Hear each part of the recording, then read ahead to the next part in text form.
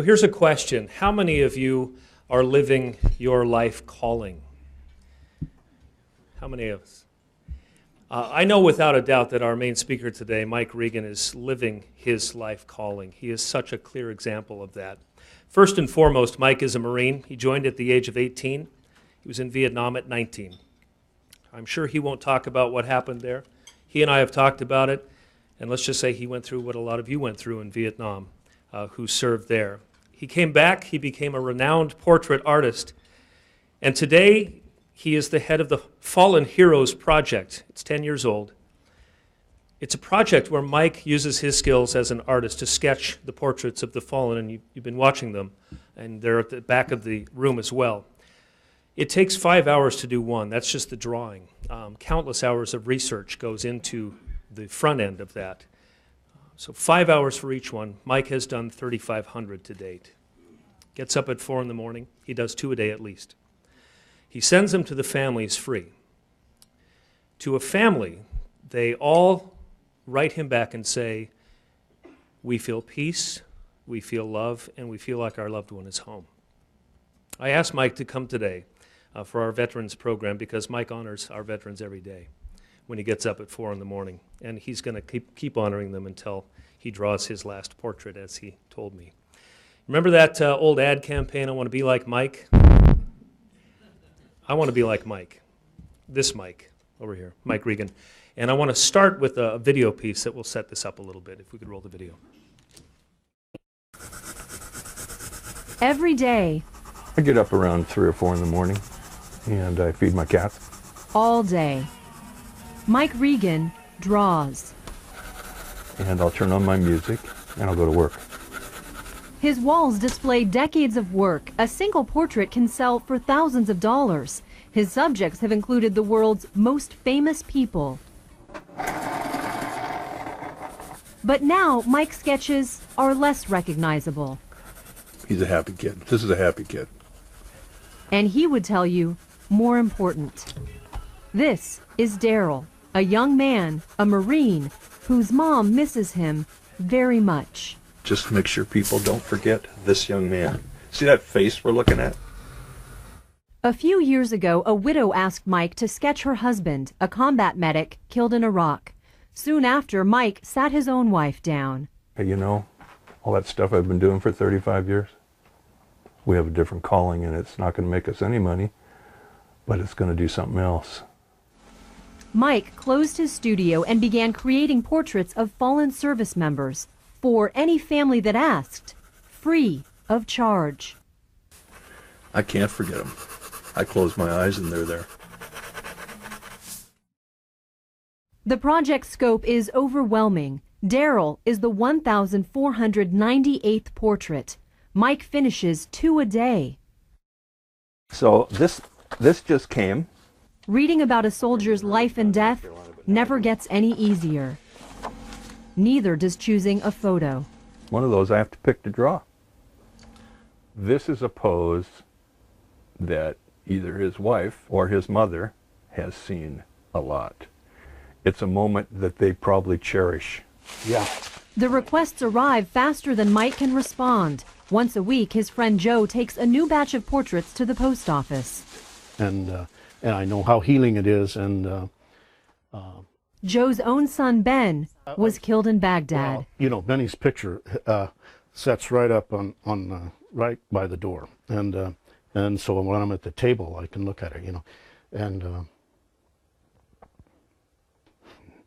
this is why Mike draws. There's a Joe in the life of every person he's sketched, someone left behind. But that's going to a wife, that's going to a mother, that's to a wife. If it seems like too much to bear, Mike admits, sometimes it is. Broke my heart. Why? Look how beautiful she is. He works through it, every day, all day. He knows someone is waiting, like Daryl's mom. There's just something about his face that says to me that he knew this was his time and he was enjoying it. Daryl was a corporal from Spokane. Back home, to Daryl, nothing was a given, everything was a gift. His family mourns the second anniversary of his death. Daryl was our only son, and we miss him every minute of every day. He joined the Marines after high school, beaming through boot camp, during deployment, and when he switched companies to return to Iraq sooner. He was killed by an IED on his second tour.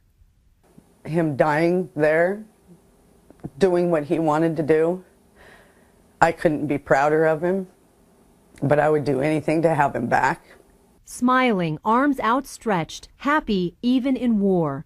When Daryl's unit came back, his mom, Kim, was there. As they started to pile off the bus, and it just hit me that he wasn't going to be on it, and I started to lose it, and my husband grabbed me and he said, "He's there." He said, "He's on top of the bus," bringing him home. Home is where Mike wants to send Daryl, the same place this artist's hands have taken so many other service members.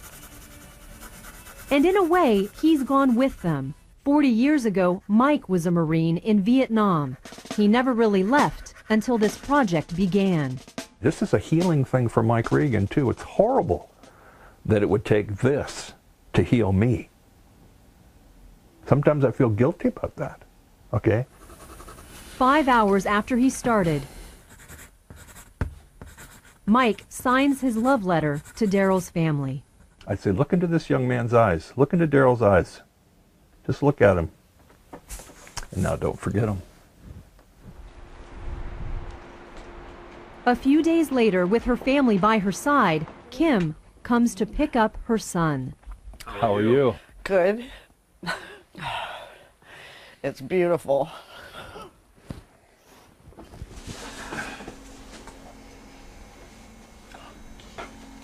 Thank you so much. You're welcome.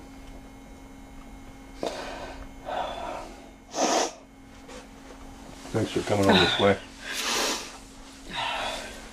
Wow. To see him like this after so long, it's almost hard to look. Well, I wanted to do that for you. It's him. It's my boy.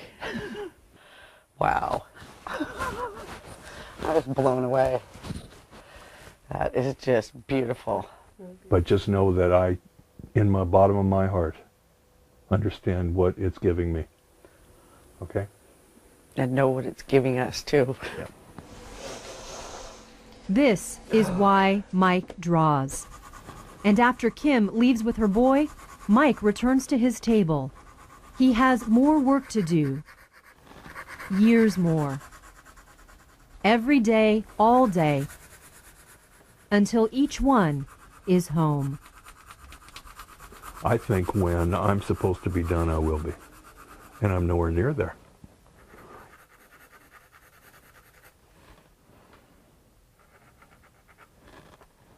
Mike Regan.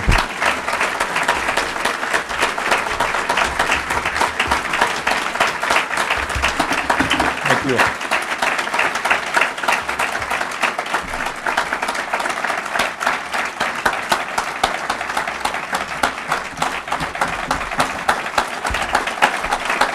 Thank you.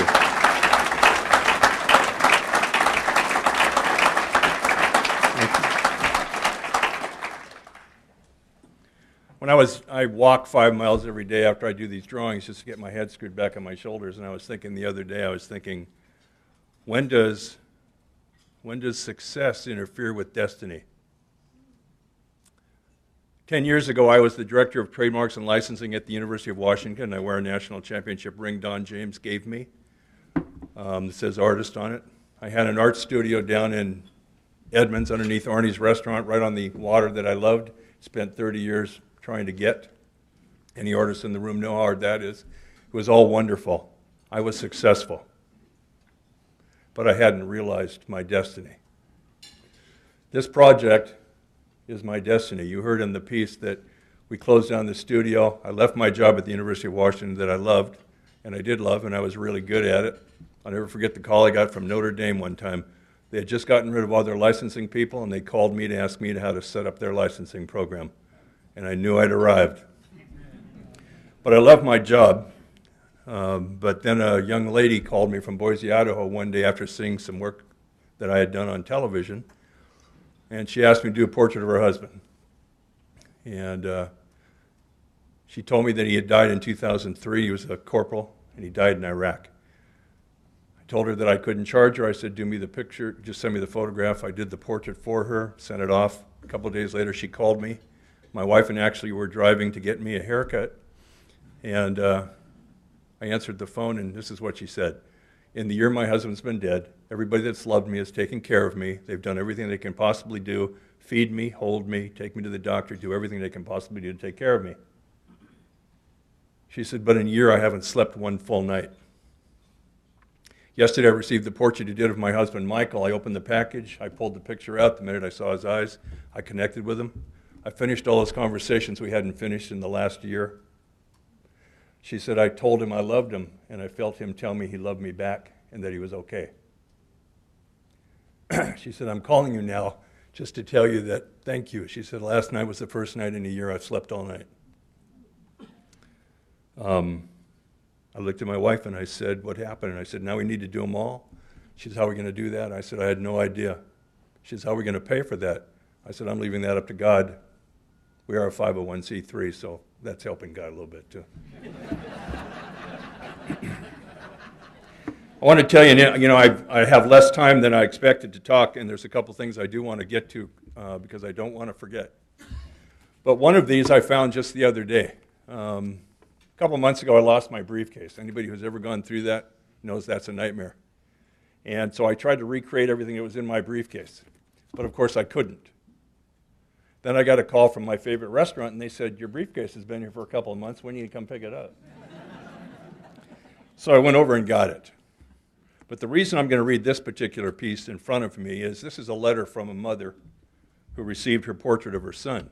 November and December are the toughest times of the year for me because normally I do 2 portraits a month, but now I'm starting to do more because, and I want you to think about what I'm about to say, I'm going to get a wife or a mother or a husband who's going to call me, and they have, and this is what they're going to say. I need you to do the portrait of my fallen hero before Christmas, because if we don't have it before Christmas, our family won't have Christmas. So that's what I'm doing. But when I found this letter in my lost briefcase, I knew I had to read this today. This will be tough for me, but please listen carefully. I want to wish you a very Merry Christmas. You have such a beautiful heart to do what you do every day. Your gifts to us of your portraits show the love that goes into each and every stroke. You work magic as you give these portraits life. God selected you long before you were born to do his work. You have given so many of us the gift of your love, and it is you, Michael Regan, who will never be forgotten. Long after you are gone from this world, your work will still bring beauty and peace to many.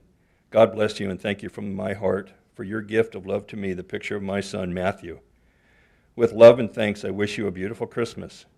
You have a whole parcel of soldiers' angels watching over you today and every day and for the rest of your life. And when your time comes, those same soldiers' angels will escort you home. I have a lot of families who tell me that I bring their loved one home. It's a spiritual thing.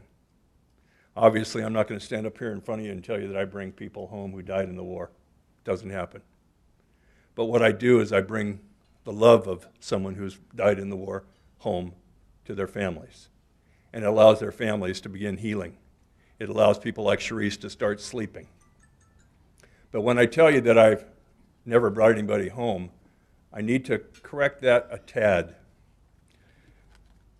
About a year ago in Edmonds, we have a thing in our front of our library that talks about everybody who's died.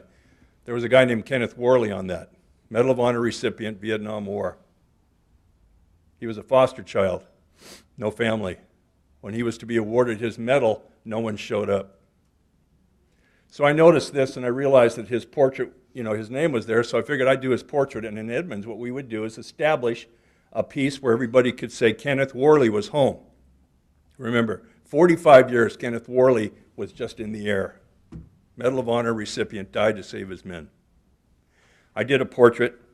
My VFW 8870 in Edmonds did some research. We found that Kenneth Worley actually was born in a little town north of Albuquerque, New Mexico. And we did his portrait. And 3 months ago, they held a huge event at this place, created a permanent mural for Kenneth Worley, found whatever family or friends he had left, brought in some VFWs. My corpsman from Vietnam represented me there. He actually took the portrait up to him. And that day, 45 years later, Kenneth Worley was home. Kenneth Worley came home because of this portrait. Imagine a Medal of Honor recipient out in the air, not being able to land, had landed. I do these portraits every day. Most important thing I've ever done in my life. It is my destiny. I have friends in the room. I don't have time to introduce them all, but they all know I love them. But I did a speech to I-Corps down at Fort Lewis, and I spoke to General Jacoby one day. And after I was done, to his command staff, after I was done, he came up to me, he said, "When are you going to ever be finished with this project?" I said, I figured that it was going to be about 1,500 portraits in 5 years. Now I'm at 10 and 3,500. I said, I don't know what to say. He said, I've visited the families who have your portraits. You're never going to be allowed to stop doing these. When people need them, they're going to call you. And I said, then I'll be there to do them. So this will be the rest of my life. But I did say to him I had an answer. I said, I'll stop doing this project the day before someone draws my portrait. Now, I'm only telling you that, and I won't name that person, but the person who's going to draw that portrait's in this room. That's a good friend of mine, and she knows who she is. I don't know how to explain to you what it's like to have families who have lost somebody in the war who don't have any idea who I am, to call me up and ask for such a personal thing as this portrait, and then tell me all about their family. A woman in Great Britain a couple of years ago called me. This is good because I can finish with this poem. She said to me, I have to ask you a question before I allow you to do this portrait of my daughter. I extended my offer to Great Britain and to Canada, by the way, 4 years ago. She said, why doesn't an American want to do anything free for a Brit? The problem was she wasn't kidding. At the time in Great Britain, there wasn't anything really going on for the fallen heroes. Body came home, that was pretty much it. There was no Gold Star project. I thought for about a minute, and I thought, this isn't an American doing something free for a Brit. This is a combat veteran from Vietnam who was lucky enough to come home doing it free for the family of a combat veteran who wasn't as fortunate. She said, thank you. Now you can do my daughter's portrait. And I've done many since then over there. But we did a live interview on the BBC, middle of the night in Seattle, but prime time over there, I guess. And I talked to her mother for an hour. The interviewer said to me, I don't know what to talk to you guys about, so I said, just let us talk about her daughter. So for an hour, we talked about her daughter in this project. On the road in London, there was a poet. Her name is Sue Reeves, published poet. And she sent me this email the next day. I'm going to read the email exactly the way she wrote it, and you'll know why. Dear Mike, I know you're busy, but please will you take time to read these words that I was given as a gift for you, in honor of the work you do for the two worlds that brings them closer together. I kept hearing them and had to keep stopping my van and writing them down. These words say it all. Imagine, this woman's listening to me being interviewed with this Gold Star mom in England, and she's hearing these words. So she had to stop on the freeway to write them down. To Mr. Mike Regan, before I read this, during Tet, spring of 1968, we were rocketed terribly at a place called Cam Low. It's where I was supposed to die, and I didn't. And when we came up from our holes, a friend of mine was laying there with his leg blown off. And all of us tried to hold on to him and save his life. And I remember him in my arms. You know why this is important in a minute. And I looked at him, and he looked up at me, and he said, Mike, I just want to go home. I wish I'd been smart enough to tell him you were about to. Then he closed his eyes and died. Now I can read the rest of this. I had talked about that in that interview. Paint my face and send me home to rest my head once more. Look in my eyes to reach my soul and watch my spirit soar. Your guided hand is steered by God to paint and bring back hope. Portray the chain-connected link and twine the knotted loop. What gift you have, you serve it well, unselfish work you give. Once more my folks can see again within my portrait lives. You weren't picked by accident for doing what you should. A chosen man by God himself could see your heart is good. You've trod the fields of war that cries. You've held the hand of one who thanks you, friend, for being there, for laying down your gun. Your good will be repaid in life beyond the boundaries too. Your heart of gold that cares so much, my friend, we honor you. Comrades are standing side by side, salutes the hands that draws. Last portrait to their folks back home so they can see once more. And she said, I hope you like it, Mike. She said, as I was getting these words, a sea of faces wanted to thank you, especially one person, the one who passed in battle you were with. It was as if they stood back and let him come to the front of the queue. I hope somebody in this room, other than me, is living the life you're supposed to live. I know you're all very successful. I'm a Seattle native. I appreciate everything you all do. But until I started this project 10 years ago, I didn't know who I was supposed to be. Until a father called me one day on the telephone and he says, Mike, you know what you're getting out of this project? I said, nothing, I'm doing it all for free. Irish Marine, non-smoker, you know what I mean. And he said it about 4 times trying to irk me, and then he finally said, sit down. I don't know how he knew I was standing up by that time. He said, you know what you're getting out of all this? I said, what am I getting? He said, your soul has gotten to come home from Vietnam. Second he said it, I knew it was true. So what God's done for me is he's given me this job, which I'm going to do till I can't do it anymore. My wife and I can't do it without my wife Cheryl's support, because there's some pretty hard days in our house and around my drawing table, and she seems to know when I need a hug. But I'm going to keep my promise to him that I'm going to do all I can do. And what he's done is he's made me whole after my tour. So if there's any Vietnam veterans in the room, I'm going to end. This talk goes a lot longer, believe me. There's tons of stories I'm not telling you, but if there's any Vietnam veterans in the room, let me close by saying this, and I mean this from the bottom of my heart. Welcome home. Thank you very much.